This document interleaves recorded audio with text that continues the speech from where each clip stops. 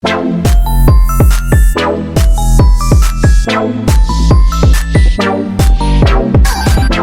everyone, it's RS. I got a package from Claireye and they sent me 4 pairs of contact lenses. Amazing! So meron tayong Radiant Hazelnut, Amber, Wildcat Brown, and Russian Gray. So itutry ko silang 4 sa aking mata at ipapakita ko sa inyo kung ano ang magiging hitsura, malamang sa aking mata, di ba?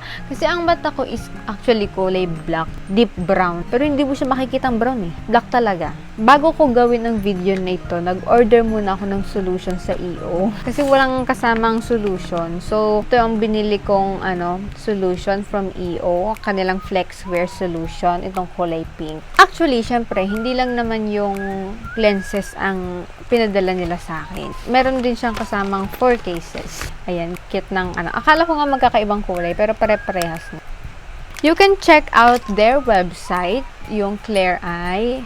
Lalagay natin dito. Dito nyo makikita yung website ng Claireye, okay? So, meron silang different colors of contact lenses. Meron silang mga may grado, merong walang grado. So, obviously, itong 4 na pinili ko is walang grado. Then, malaya din ako nakapili ng kulay na gusto ko. So, ang pinili ko kasi is yung parang everyday friendly. Alam mo yun, mga ganong kulay. Yung hindi siya very overwhelming, pero swak na siya sa mga, halimbawa, may events. Pwede natin siyang gamitin. Hindi siya medyo agaw pansin, takaw pansin.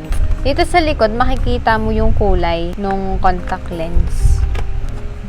So, itatry lang natin siya lahat. Actually, naglalagay naman ako ng contact lens dati, nung grade 11 ako. Pero once ko lang na-try. Ngayon, hindi na ulit ako nagka-contact lens. So, itatry natin ulit kung paano maglagay, no? Kasi baka magtagal na naman ako. Nung na-try ko na silang lahat, so nagkameron ako ng ranking ng contact lenses. Bale, base siya sa kanilang sizes at saka sa color nila. You're gonna know the reason why I have that ranking. Just keep on watching to see the specific colors of those 4 pairs of contact lenses I received from Claireye. Fourth sa ating ranking, ang Radiant Hazelnut. So why? Because this is how it looks like on my eyes.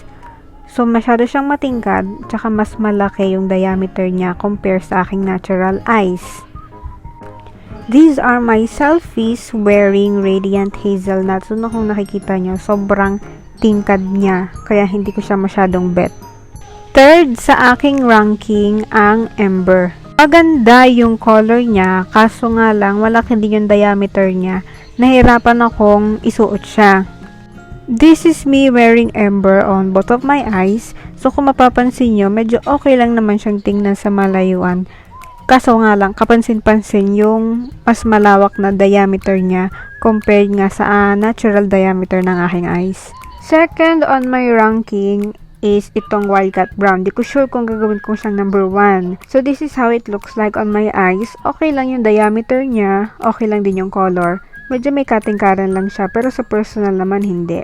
Last but not the least, at ang pinakamaganda para sa paningin ko, rank number 1, Russian Gray. Ganito yung kanyang color at saka size sa akin. Perfect lang yung diameter.